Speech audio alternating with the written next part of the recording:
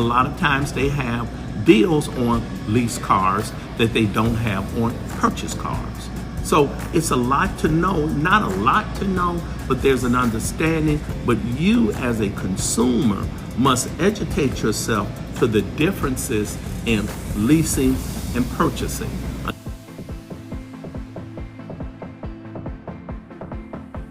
Hey, how you doing? It's Rick Henry, the Deal Maker, Rick the Deal Maker, right here this morning. And I want to say good morning. I just wanted to stop before I got into my day because this was on my mind. I'm watching, I watch a lot of the cable things. I really don't watch a lot of regular TV. And it came to me, leases. Because every commercial you see on TV, I don't care who or what car it's about, they say based on this much down on a 36 months lease. Every commercial. I don't care who it is. They want you to lease because most people still think about leases in the old yesterday fashion. It is not. Leases were designed years ago for business people or people who really didn't want to keep their car, or rich people who wanted to just change out cars every now and then. That's what leases were designed for. Leases today are designed for first-time buyers. It's a way to help college kids get in a car. It's also designed still for businessmen. And then it's also designed for people, and I have quite a few customers. I've been doing this 20 years. I have quite a few customers who change cars every 2 years, every 3 years. I don't care if they got 10,000 miles on the car or 10 miles on the car, they're gonna change that car. So what is a lease? It's coffee. Oh, waking my little brain cells up there. Leasing is a way to get in a car with a lower interest rate. But you have to have a certain credit score to be considered for a lease. You just can't walk in and lease. That's everybody. Now, we're not talking about, when it comes to leasing, this is a cross the board conversation. This is not per dealership, per brand. This is the way it works. You've got to have a certain credit score to lease. Then also, once you lease, it's usually 36. Some places will let you go 48 months. Most leases, you don't really need money down. Most leases. But all commercials you see on TV advertise with a minimum of $2,000 down to get you to that monthly car note. It always depends. Now, don't forget, that monthly car note, I want you to always understand this, depend on the level of the car that you're buying, that you're leasing, the level of the car. That means if you're leasing a base model car, that's one price. If you're leasing a car, which we would call a Touring or a Jaguar with every option there is, that car is gonna be more to lease. That means your down payment is gonna be more. People come in every day and they want sunroof, leather seats, heated seats, air conditioned seats, but they want to pay $200 a month and they only have $1,000 down. That's not working. That doesn't work anymore. When it's time to bring that lease back, let's say you keep that lease and you're at 2 years with that lease. Then all of a sudden you look up and you're at 50,000 miles. Your lease was designed for 45,000 miles. You say to yourself, I better call Rick and get out of this lease. Yes, you can get out of that lease and turn it in early, or you can buy it out early. You can always remember this. After 1 year, you can buy your lease out.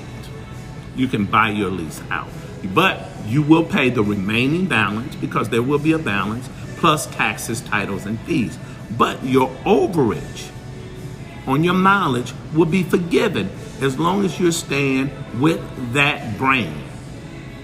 But if you come in and turn in a Cadillac and say, okay, I'm going and I'm buying a Mercedes, and you went 40,000 miles over your lease, Cadillac's gonna come at you for their money because you're not staying with them. The way to be forgiven mileage is to stay with that brand. Also, there's just a few things with a lease that you might want to add to the lease. You do not need an extended warranty with the lease. No, you do not need GAP with a lease. No, those two things are there. Why? You got the car for 36 months or 36,000 miles. That's your standard bumper-to-bumper warranty. Why are you going to buy an extended warranty when in 36 months you got to turn it in anyway? Or you're going to buy the car. If you decide to buy the car, then you add an extended warranty on it. Then you add gap on it. But you don't need that when you go in there. And you must let them know that you want your miles forgiven. If you're buying that car, you want those miles forgiven. If you're trading that car, turning that car in to get another Dodge, you want Dodge to forgive you your miles because you're staying with a Dodge. But you've got to tell them that. You've got to tell them that you want this done. There's some things you have to know and you have to stand firm on. Number two, do not, when you bring in a lease, do not let the dealer put that car down as a trade unless you are bringing it in early and you want to get out of it. I just don't want this car. I've had it for a year and a half, 2 years. I don't want to get it. I don't like the lease. I want to get out of it. Then they would try to trade you out of it. But if you're turning it in, do not let them put that down as a trade because you're turning the car in to get another car. Your 36 months is up. Your 45,000 miles is up. Don't let them do that to you. They will trick you in doing it and put it down as a trade-in. Why? Because they want to keep the car on their lot. That's why. They want to keep the car on their lot. Okay? So, again, when you're purchasing, when you're leasing a car, be conscious of your mileage. If you stay with that dealer, you can be forgiven those overage, the mile overage. You can be forgiven it, but you've got to ask them to forgive it.